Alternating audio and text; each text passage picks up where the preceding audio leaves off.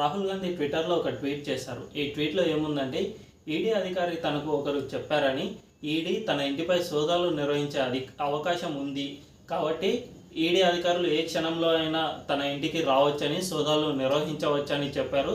ఒకవేళ అధికారులు కనుక తన ఇంటికి వస్తే తన దగ్గర చాయ్ బిస్కెట్ తప్ప మరేమీ ఉండదని, ఎందుకంటే తాను అవినీతి పరుడిని కాదు అని నిరూపించుకునే విధంగా ఈ ట్వీట్ సారాంశం అయితే ఉంది. అయితే రాహుల్ గాంధీ ఈ ట్వీట్ చేయడం వెనుక కారణం ఏమై ఉంటుంది?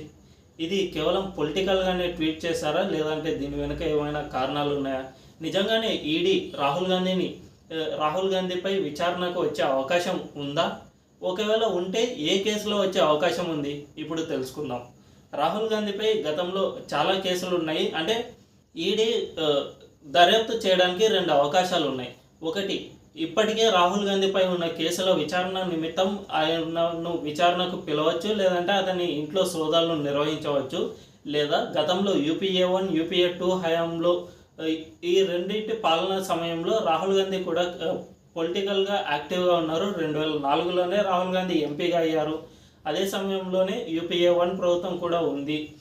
దాదాపు 10 ఏళ్ల కాలం పాటు యూపీఏ ప్రభుత్వాలు చాలా కుంభకోణాల్లో మునిగిపోయాయి. కాబట్టి ఏదో ఒక కుంభకోణం బయటికి వచ్చి ఉండొచ్చు.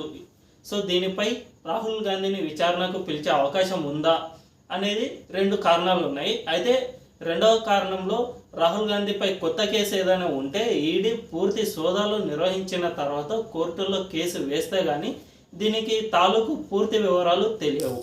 కానీ ఇటు నేషనల్ హెరాల్డ్ కేసు అనేది రాహుల్ గాంధీపై గతంలోనే ఉంది. రాహుల్ గాంధీ, సోనియా గాంధీ వీరిద్దరిపై గతంలోని ఈడీ, సిబిఐలు సోదాలు చేస్తూ ఉన్నాయి, విచారణ జరుపుతూనే ఉన్నాయి.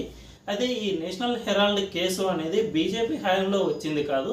ఇది 2012లోనే నాటి బీజేపీ నేత సుబ్రహ్మణ్య స్వామి ఈ కేసును ఫస్ట్గా బయటకు తీశారు. నేషనల్ హెరాల్డ్ పత్రికను సోనియా గాంధీ, రాహుల్ గాంధీ ఉన్నప్పుడే, అంటే కాంగ్రెస్ అధినేతలుగా ఉన్నప్పుడే ఈ పత్రికను నడిపారు.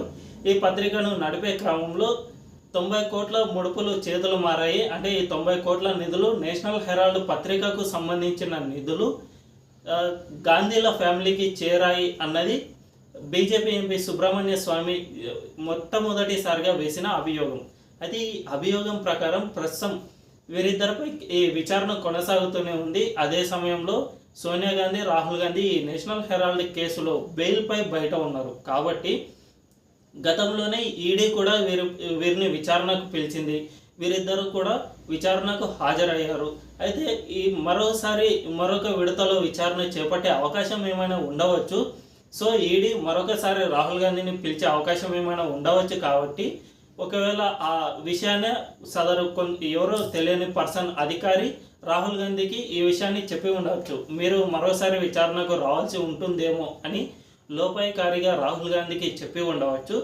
అయితే రాహుల్ గాంధీ గతంలోనే విచారణకు వెళ్ళారు కాబట్టి ఇప్పుడు కూడా వెళ్ళి రావచ్చుగా, ఈ విధంగా పొలిటికల్ స్టేట్మెంట్ ఇవ్వడం ఏంటి అని చాలామందికి అనుమానం వచ్చే అవకాశం ఉంది.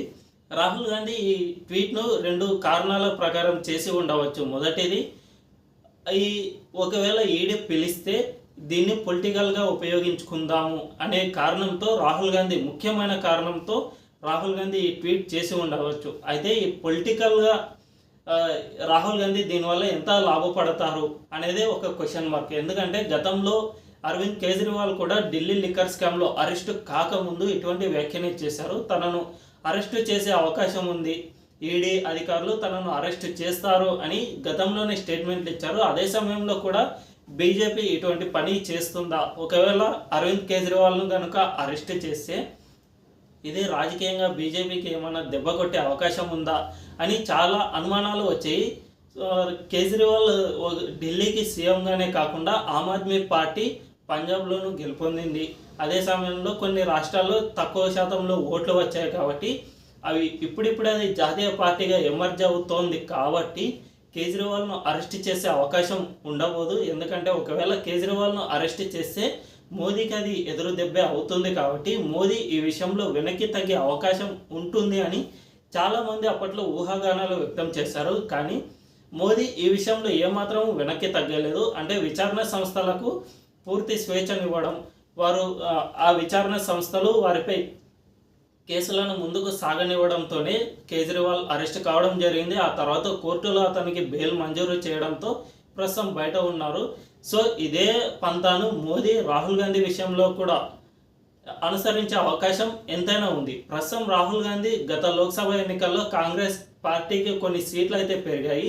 52 నుంచి 99 సీట్లు పెరిగాయి. దీంతో రాహుల్ గాంధీ ప్రస్తుతం ప్రతిపక్ష నేతగా ఉన్నారు. కాబట్టి మోదీ ఈ విషయంలో ఏమైనా వెనక్కి తగ్గే అవకాశం ఉందా అంటే దాదాపు లేదనే చెప్పాలి. ఒకవేళ విచారణ సంస్థలు అతన్ని విచారణకు పిలవాలని అనుకున్నా పిలవగలవు, లేదా అరెస్ట్ చేయాలని అనుకున్నా కూడా చేయగలవు. దీంట్లో మోదీ ఏమాత్రం అడ్డు చెప్పే అవకాశం లేదనే చెప్పాలి.